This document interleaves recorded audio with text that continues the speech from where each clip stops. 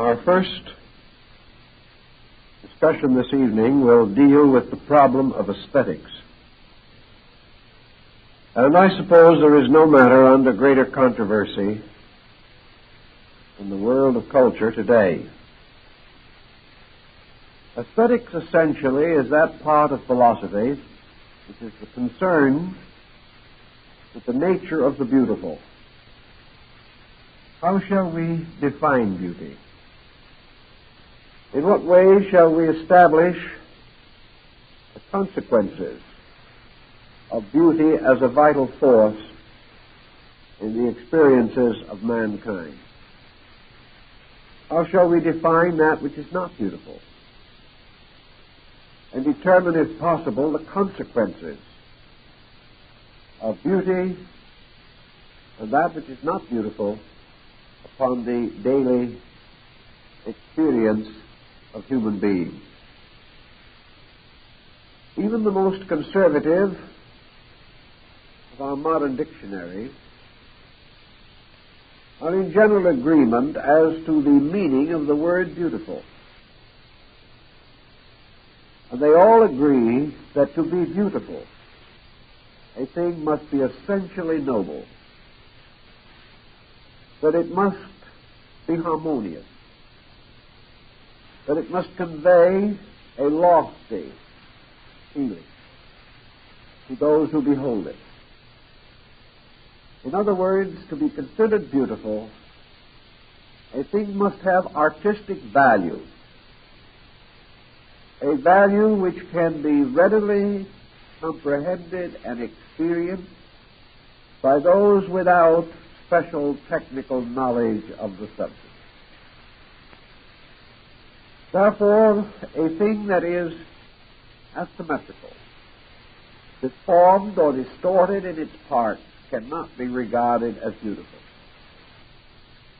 If we go further into the study of the word art, or to that area of knowledge which we call the arts, particularly the graphic arts, we come also to a rather severe and definite definition, namely that art is concerned with the cultivation and the recognition of beauty. There seems to be no doubt as to the general intention that aesthetics, as expressed through the creative arts, should be a means of enriching the experience of man in the acceptance and appreciation for that which is essentially noble, pure, fine, good, and in all of its parts and relations, colors, and forms, admirable and pleasing to the sensory perceptions of man. Under such definitions, it's obvious that the classical school would come into conflict with the modern school, which holds a somewhat contrary feeling on this matter. But as long as art originated and developed for centuries within the structure of philosophy, I think we must recognize that it belongs to a descent of philosophic insight. And that part of art which is contrary to philosophy must finally be considered contrary to aesthetics. Just as surely is that part of philosophy which in one way or another separates itself from the parent structure and attempts an isolated existence, must inevitably be inferior to that total body from which it has separated itself. To the classical thinker, the search for the true nature of the beautiful was not without full recognition the difficulty with the definition of ultimate beauty, ultimate nobility, or ultimate perfection. For beauty is a kind of perfection. The classical writers, however, were of the opinion that nature again points the way. That in nature all forms are essentially beautiful. And the various so-called accidents of nature, by means of which things seem to be injured or broken, these accidents, in the course of time, are absorbed by nature itself into a noble compound, of which no part is deficient in some kind of appreciable value. Actually, in nature, there is normalcy. And that which is normal in its fullest terms in philosophy is in order. Its parts are functioning properly. Normalcy, therefore, means agreement with some recognized norm. In this case, the norm of nature itself. So that which is in its nature natural is not in any way distorted by artificial circumstance, but which continues to manifest through its construction, through its parts, through its organization, through its function, the inevitable laws of nature, without deforming or defaming these laws. And such a structure must be harmonious, must be orderly, and in itself beautiful. Beauty is therefore order, the proper relationship of parts. And to the ancients, it was a thing of itself, although it might not have an existence apart from other things. Beauty, therefore, was present in all compounds, and it was the duty and responsibility of man to discover this beauty, serve it, release it from any bondage in which it might be involved, and give it the full recognition which it deserves. So in our study of aesthetics, we are concerned not only with the beauties of form, but with the beauties of character, the beauties of conduct, the beauties of nobility of purpose, the beauties of patience and honor. For that which in one way or another adorns virtue must be regarded as contributing beauty. Virtue in itself, perhaps, requires no definite or direct adornment. And yet, by its own nature, by the harmony of itself, it is adorned. So wherever things are right, there is a mysterious atmosphere of rightness about them. And this rightness we recognize as beauty. Now, there are certainly two or more standards of beauty with which we have to struggle consistently. The Greeks were of this opinion also. There is an archetypal beauty, a beauty which is in substance eternal, inevitable, absolute. This archetypal beauty is the end of all of the questing for what constitutes the beautiful. This archetypal beauty exists forever in the divine mind, in the divine consciousness, and it manifests eternally through the works of the divine, as these are brought to our attention in the various departments of creation. There is also a relative beauty, a beauty which is appreciable by those who have attained various levels or degrees. This relative beauty is a stage or condition of approach to absolute beauty. Relative beauty, therefore, is that part of the eternal or the inevitable which is appreciable by us, which we can understand, which we can sense or know. And it is in the field of relative beauty that we explain the infinite diversity of artistic representation that exists in the world. We know that primitive man had standards of beauty which we regard as in some ways inferior to our own. We also know that the primitive possessed a vitality, an integrity of power, which is often lacking in the decadent art of more sophisticated people. Last Sunday I went down to the Park Museum in Exposition Park to see the archaeological exhibit from Mexico. It's a magnificent collection of material. But as we wander through the galleries, we cannot help but say to ourselves, this art has a certain time and date stamp upon it. It has a true greatness, a greatness which cannot be denied. Yet if one of these works of art were to be copied today by a contemporary artist, it would not be great. Nor would it be great if a contemporary artist simply went back and revitalized the entire school of the Aztec, Maya, Toltec, Saracen culture. This art belonged to a time and to a people. For that time and that people, it was the fullest expression of creative aesthetics. We sense beneath the surface of it a certain degree of this vast, universal, archetypal art consciousness which we have mentioned. But it had not reached a perfect flower. It was strong. It was an honest art.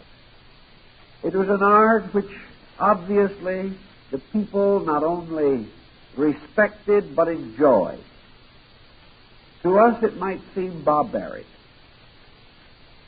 but to them it was undoubtedly noble, the highest and fullest expression of their own genius. Because it was honest, it will always be good. Because it was very honest in some of its manifestations, part of it will always be great. But we must recognize it as part of a great parade of changing styles, fashions, and trends and creativity. In the same exhibition, we can move from the period of the Aztec Maya art to a room devoted to the Spanish period. Here we see about as bad a group of decadent productions as anyone would ever want to look at. Productions which showed the tragic consequence of a clean, primitive people taking on the dying sophistication of a decadent master race. Here there was very little of real value. The primitive integrity was gone.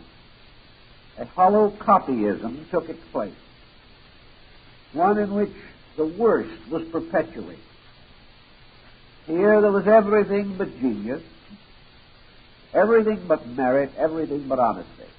And because these were lacking, there was nothing. This represents very largely the story of human aesthetics. This struggle to preserve honesty, and at the same time, with honesty, to achieve true greatness, without which none of these values have enduring quality for us. I think, therefore, that in the search for beauty, we must follow the philosophic realization that beauty, like veneration, is always limited by the degree of insight possessed by the human being. We also see this when we look back upon the changing fashions of time and wonder how people a few years ago could be so far from the aesthetic standards which we recognize today. Thus art has an outward life, a life in which it helps to mold or model our behavior. Art, however, like all branches of philosophy and also the general field of religion, must be wonderfully honest, or it is nothing. This honesty, however, is not to be measured according to the standards set up in the Latin Quarter of Paris. Honesty is not realism as we know it today. For realism as we understand it in modern Impressionism and Post-Impressionism is an assumption, a disillusionment, an example of a prevailing neurotic tendency in man himself.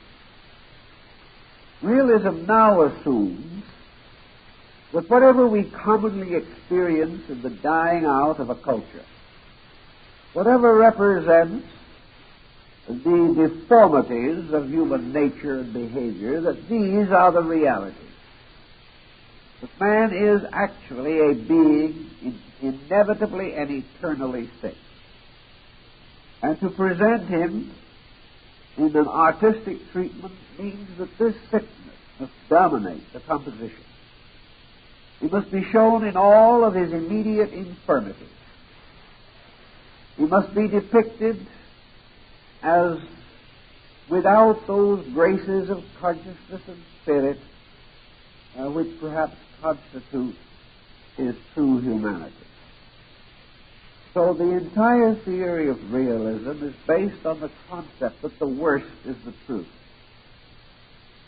And that in order to be realistic, we must take the beauty out of things. As a result of this attitude, most modern art depicts the works of men rather than the works of nature. It's very difficult to take the beauty out of the subject. It is almost inconceivable that man can take the beauty out of a mighty mountain with a stream running at its base. But it is quite possible for man to take the beauty out of sidewalk cafes. It is possible to take the beauty out of shops and stores and factories. And it is very easy to take the beauty out of modern architecture because there was not much there in the first place. So the realist, selecting carefully those things in which human limitations are most obvious, tries to create upon this pattern a canon of an acceptable art. It is the art of the deformed and the trivial. It is the art of the meaningless. It is a vague, vagrant experimentation with so-called artistic elements, without any insight, without any penetration, without any nobility of purpose to give vitality or integrity to the achievement. For these reasons and others equally valid, modern art is not honest. It is not a legitimate descendant of the great classical schools. This does not mean that art cannot grow. It has always grown. It does not mean that it cannot unfold and mature and ripen. It does not mean that there is no place in it for innovation or change, no freedom of expression. What it really means is that progress in art must result from greatness of soul. And that which has no greatness of soul cannot have the dreams or the experiences within self which alone can achieve essential progress in aesthetics.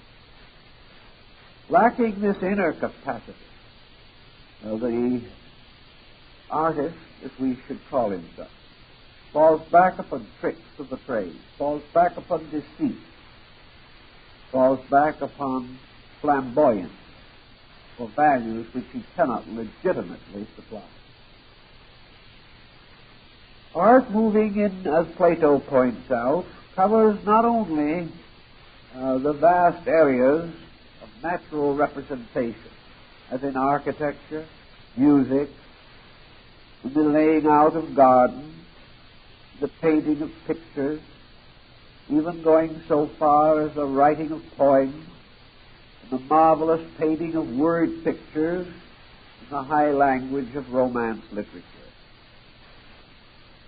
Plato points out that art has as its final purpose its adornment of the human being himself. Beauty becomes, as Pythagoras said, the medicine of the soul. The soul, in order to interpret beauty, to express beauty from within itself, must, to a certain measure, achieve normal, achieve the rightness of its own experience. The soul has to know beauty. It has to experience the need for beauty. It has to experience the discovery of the beautiful. Thus it was that it was assumed that perhaps the soul or psychic part of man was that most closely associated with beauty, and that beauty belonged to the great descent of emotional value rather than those essentially intellectual. Yet beauty can be rationalized. It is reasonable. Yet if we go too far in the interpretation of it from a mental point of view, we are apt to destroy its sensitivity or shatter some strange, mystical, vibratory pattern which is associated with the great symmetry of creative art. So in the study of beauty, what man is really searching for is something that pleases him. If art is to be truly meaningful to the individual, it must bring with it an instinctive satisfaction. It must cause the person to appreciate that which is worthy of appreciation. Within his own nature, worthiness finds its valuation. So the individual will, unless variously injured in his aesthetic sense, he will inevitably value that which is valuable. He will find the instinct to select that which is the best which he can appreciate. Thus the individual enjoys art. He likes to live with it. He likes to be surrounded by things of beauty and of charm and of graciousness. He likes to find in art also a certain measure of instruction. And this is one of the very sensitive points in modern art. The concept today is that art must have no instructional value. Of course, there is one modern school, well to the left of center, that insists that all art must have social significance. It must be propaganda. And propaganda in this case is nearly always a frontal attack upon privileged classes or groups. The propaganda, therefore, of the modern left-bank artist is distinctly a socialistic or communistic propaganda. In order to achieve, however, propaganda, the person must thrust his own interpretations upon nature. He must use art as a means of selling or overselling an idea of his own, which may or may not have any solid substance in the great realities of life. Thus, art with social significance is really a highly conditioned form of advertising. It is an art of public relations. It is an art of selling the ideas, attitudes, or convictions of the artist to the beholder. Now, but for the most part, while we don't realize this, we allow to come into our homes today works of art which we give honored places. Yet the artist who painted these things would not be an acceptable guest. we would not enjoy his company. We would find that he is a bore, that he is a dissipated and profane person with very few ideals and practically no gentility. We would not want to associate with him, but we will pay a fortune for his productions, simply because they have been highly commercially exploited. To the Greeks, this type of the use of art is a blasphemy, a profaning of a great and noble value.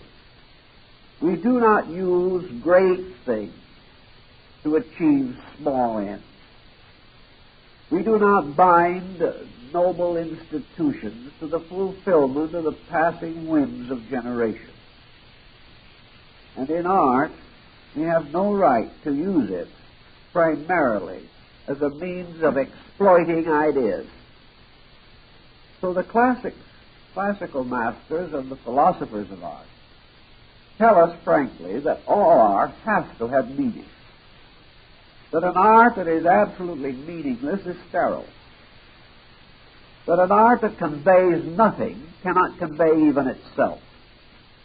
We look at a picture, if it means absolutely nothing, we turn from it. We're not interested in it.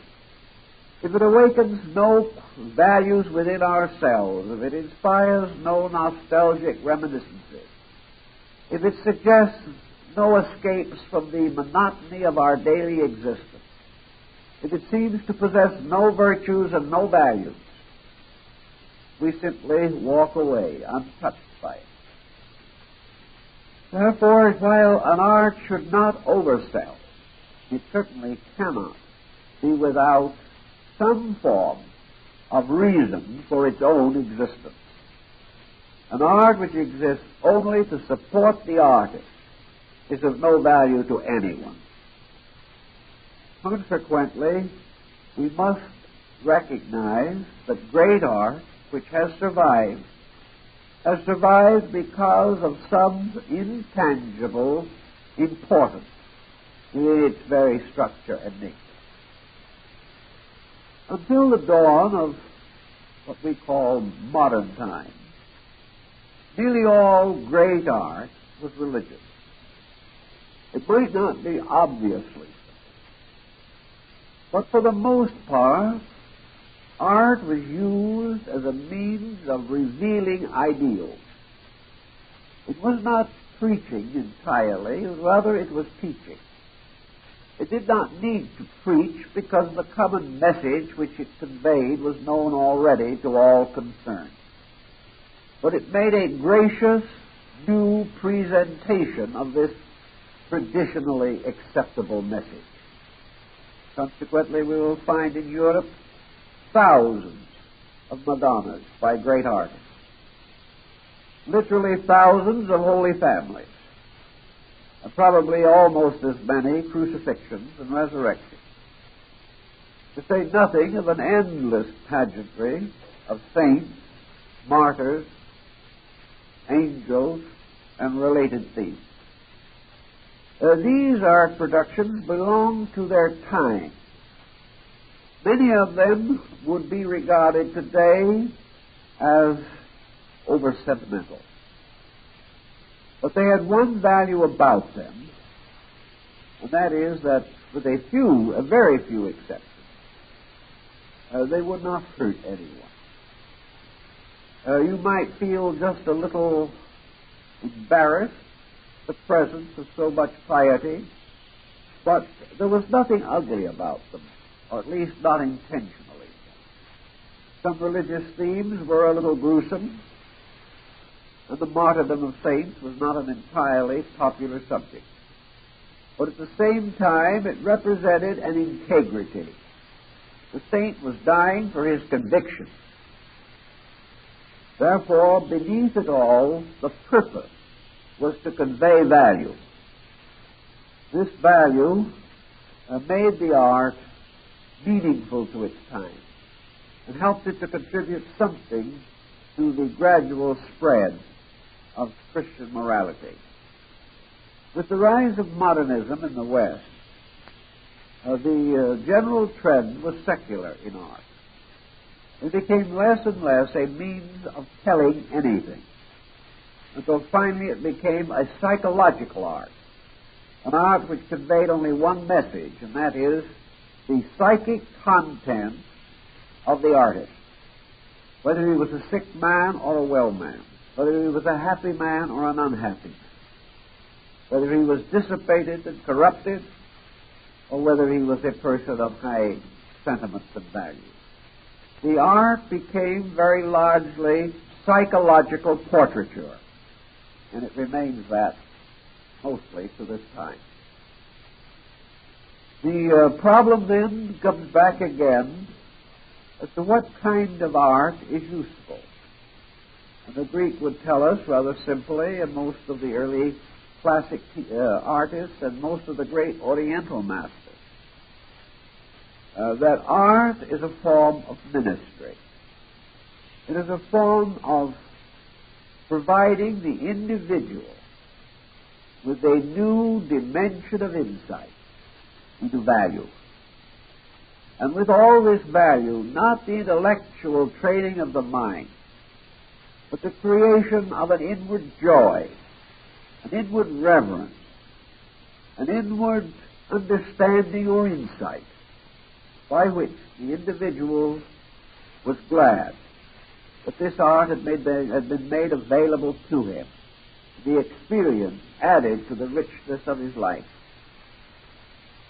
This was very largely the case in most of the great arts of Asia, and particularly perhaps in the Zen art of China and Japan. Here we are reminded again and again of the sublimity of the simple, the magnificence of the commonplace, the essential value of simple, humble things. And yet all of this art is permeated with a vast pageantry of honor and honesty. It is an art rich in reminding the individual the wonderful world that he lives in, and all that is here that is glorious and meaningful to him. The struggle between the painter's brush and the camera began to be felt in the second half of the 19th century. A great deal of art disappeared, and a great many artists turned to other trades and professions because they believed that it was impossible for the artist to compete with the lens of the camera. This was again because the artists of that time had already passed into such a photographic type of depiction that they had destroyed most of their own value. Art is not photographic reproduction of subject matter.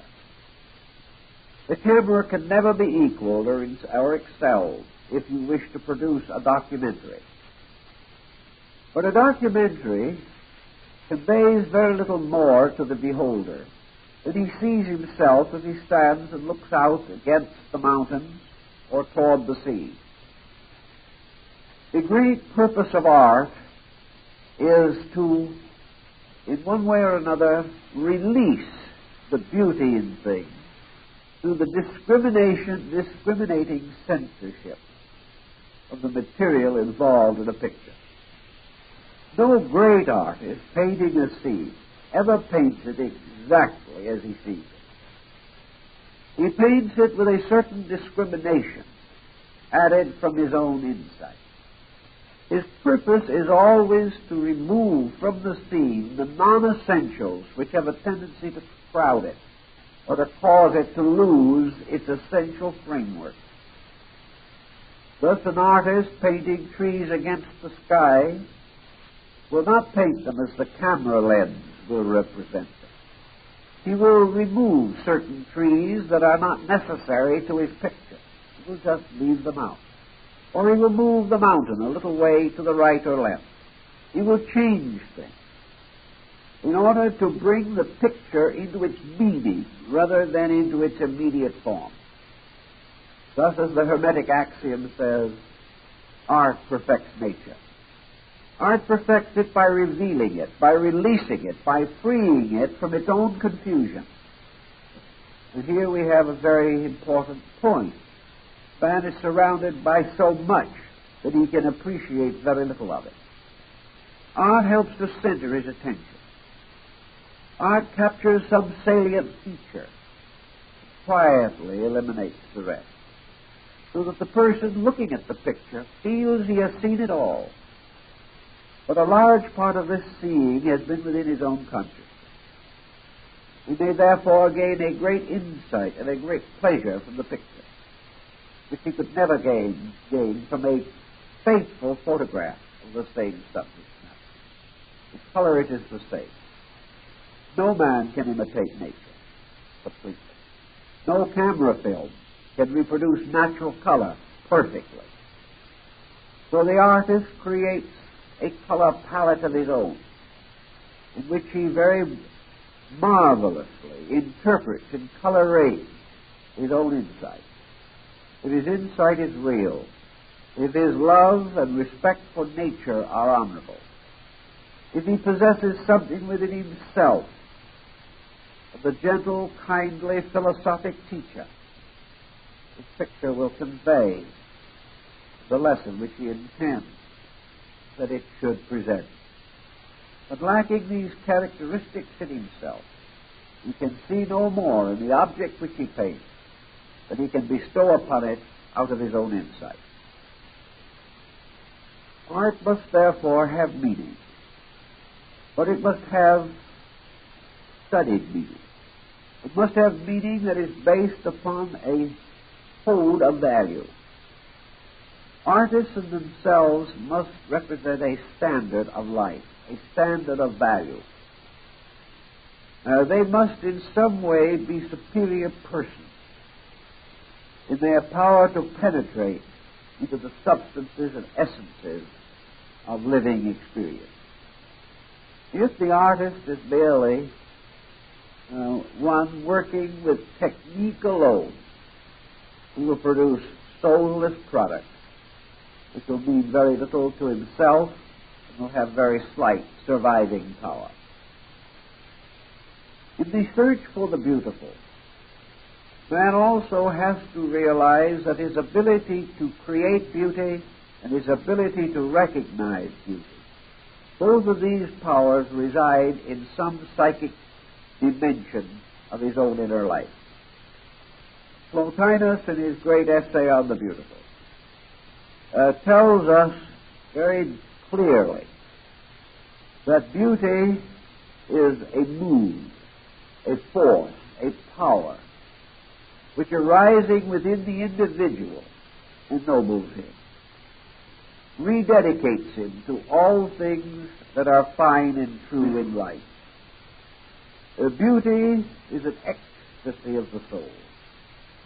It is the soul rushing forth joyously to embrace its own likeness in other things.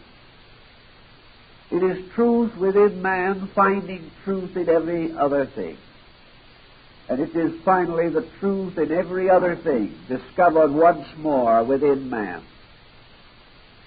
Therefore it is part of this mysterious bond that ties heaven and earth together. It is like the rainbow, which is the promise of the forgiveness of God in all things. Beauty is more than merely an aesthetic thing. It is a tremendous spiritual proof of the presence of universal law and eternal principles. For all these principles in themselves are beautiful, orderly, inevitable. Everywhere in nature, law imposes itself upon structure in a lawful way. And this lawfulness we term beauty, even as we experience it in the multiform, crystal-like structures of snowflakes. Everywhere we perceive that God works with beauty to produce good. To the degree that man becomes an artist, he therefore, to a measure, plays God. He takes upon himself certain of the creative attributes of God. discovering these attributes by exploring his own inner consciousness, where he finds forever the presence of God. So the artist is a creator. He is a creator by a mysterious power of interpretation.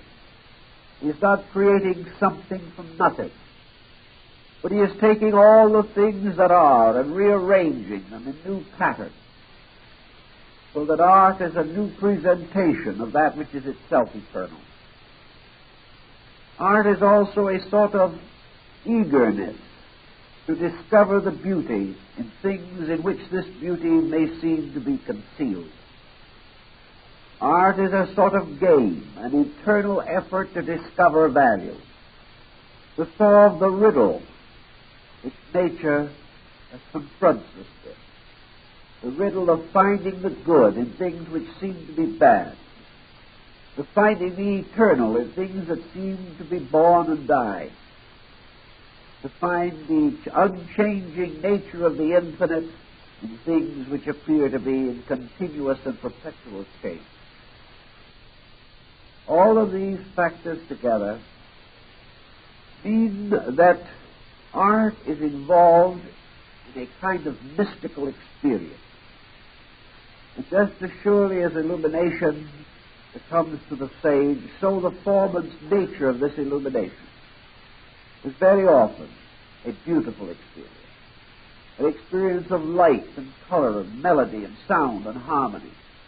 The universe suddenly unfolds as a structure of eternal, imperishable beauty, so sublime that the human being is almost unable to bear the vision of its presence.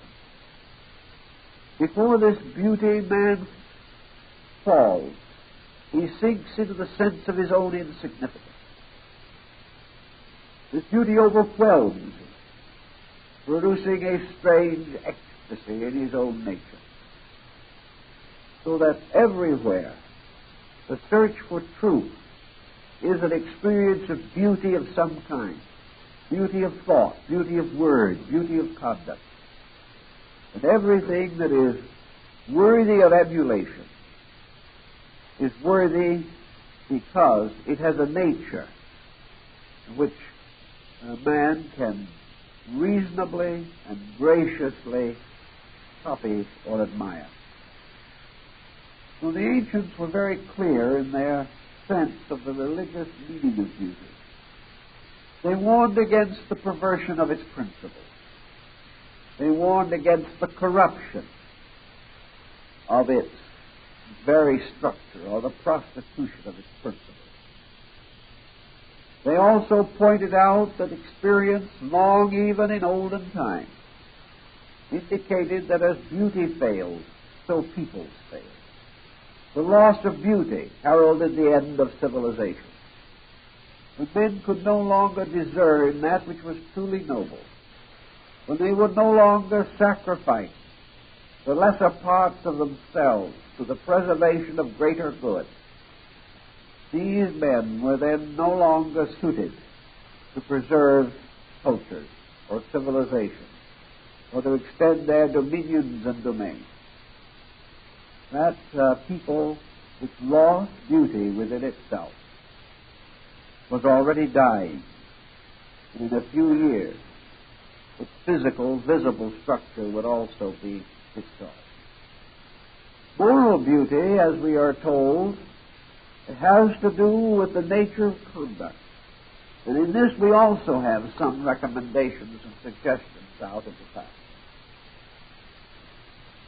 When we listen to our own voices, and we suddenly find these voices raised in anger, or in condemnation, or in great impatience, we sense immediately that the beauty has gone out of that voice. We can imagine a chorus uniting its voices in a magic anthem, in a tremendous statement of musical sublimity.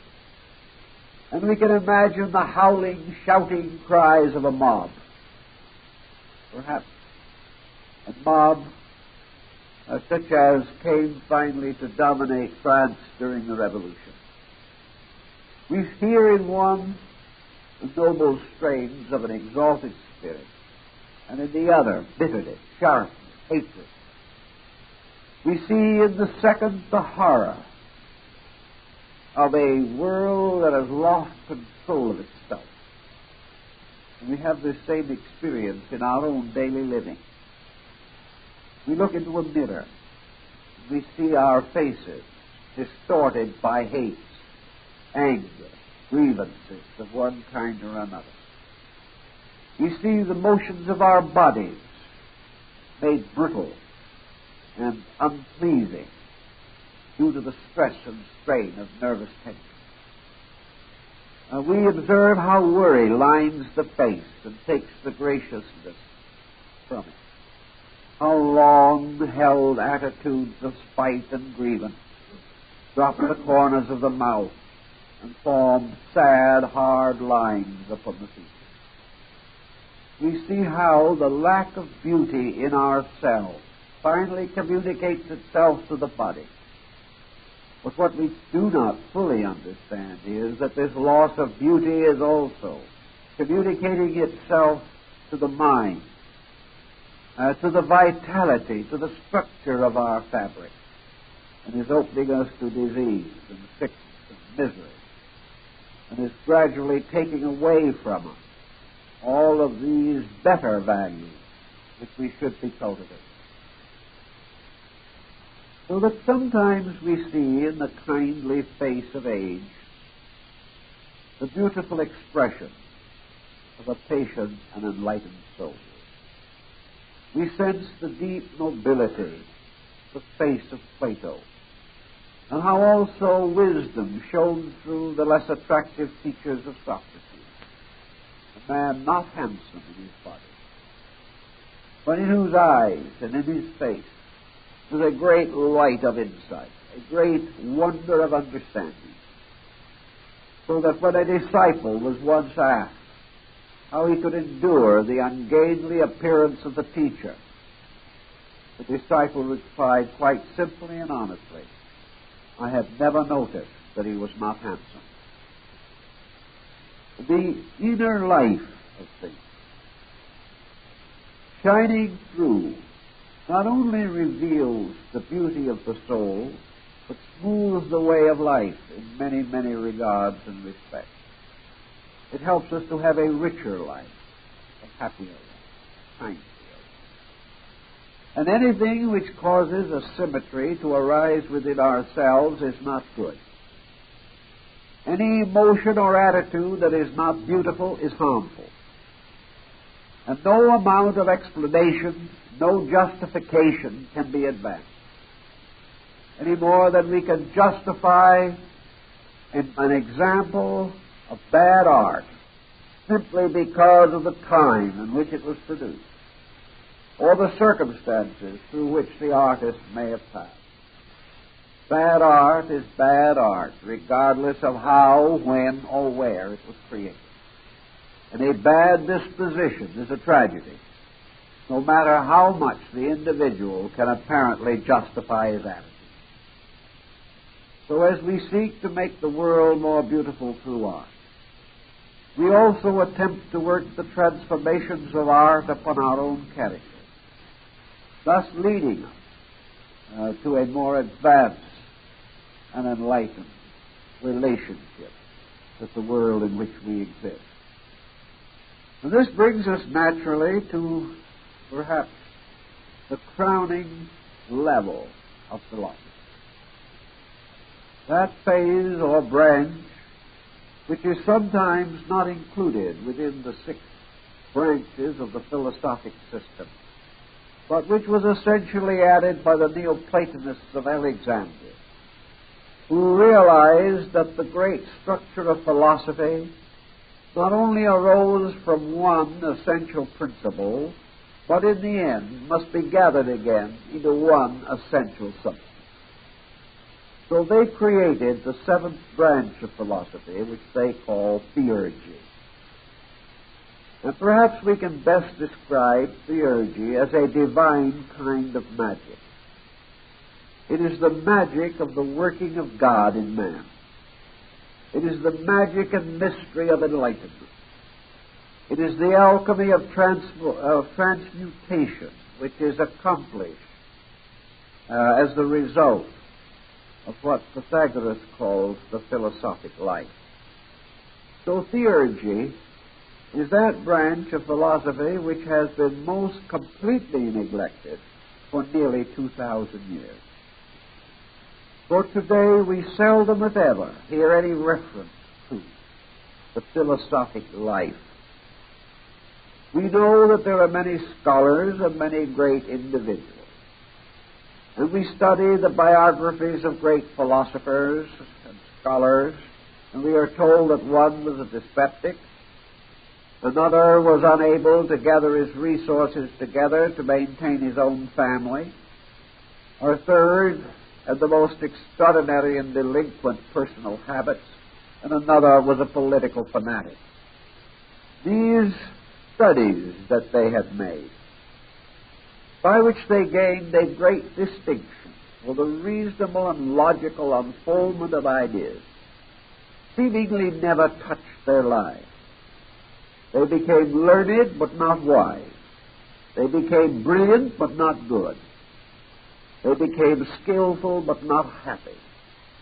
In some way, the wisdom which they accumulated was put away in some closet or in some department of life or hoarded in some vault where it might be protected against loss or decay. But it was never used. It was never the basis of a daily conduct. And when we think of philosophy as it is taught in modern universities, we know that some of these schools have exceptionally fine schools of philosophy. Although I think it is generally agreed that at this time the greater weight in philosophic studies goes toward psychology, where many young people feel a brilliant profession awaits them. But in the philosophical department, you seldom, if ever, hear of the application of any system of philosophy to any person actually in trouble. They never get around to this. The student himself is not told to use his philosophy in the solution of his own problem. He is told to remember the words of the wise, to compare them, to arrange them, and if possible, to take a highly critical situation in which he seeks in every way possible to find defects in the thinking of other people. Overall is the general concept that philosophy is, after all, a kind of pedantry, a sort of a mental luxury for those who may sometime become professors, or who would like perhaps to have the ornamentation of it in genteel letters. But philosophy is no longer regarded as a living force even where it is taught. And if you should point out to a group of students of philosophy, perhaps working for their masters or their doctorates, that the beginning and end of philosophy is to roll up your sleeves and use it, they would consider you mad. It just has no part in the thinking of things today. But the Greeks, particularly of Alexandria, during the first 3 centuries of the Christian era, were convinced that all philosophy was perfected by the philosophic life, the life of wisdom.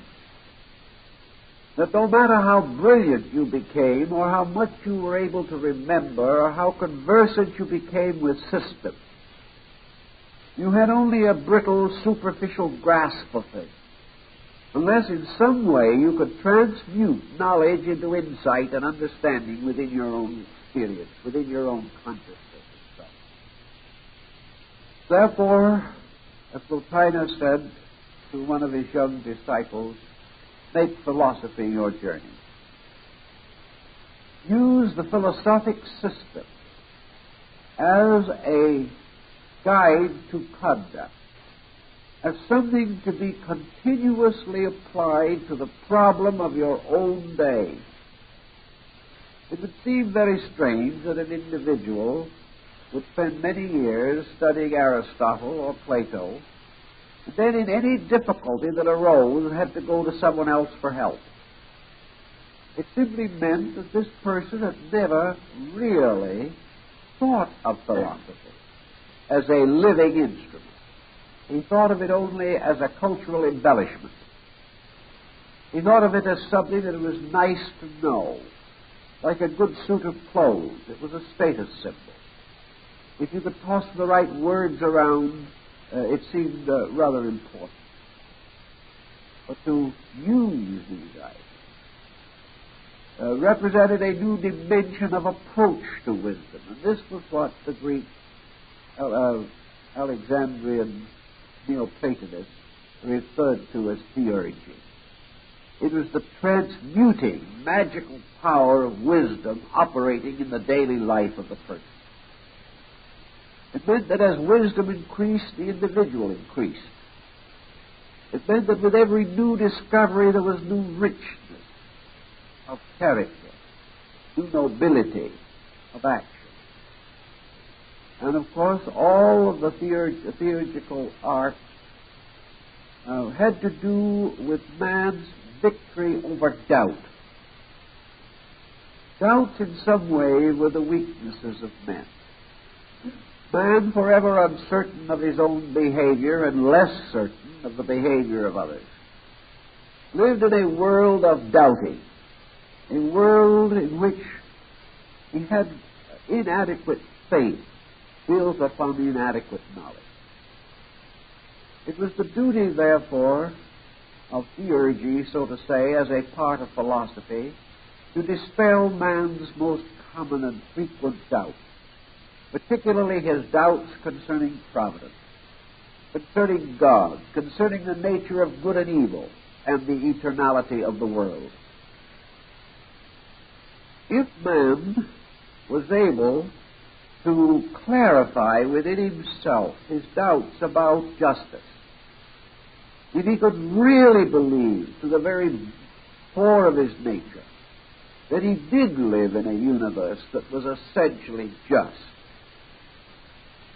if he could rationally demonstrate this to himself, if he could logically prove it, if he could aesthetically justify it, if he could metaphysically experience it, if he could find in it all of the reason that was necessary to convince himself, if he could justify in his own thinking the full scope of epistemology and psychology in these respects, then, in a strange way, he came to the end of his uncertainty, his disturbances. He came finally to those certitudes which permit him to relax, to no longer struggle against unrighteous fortune, no longer to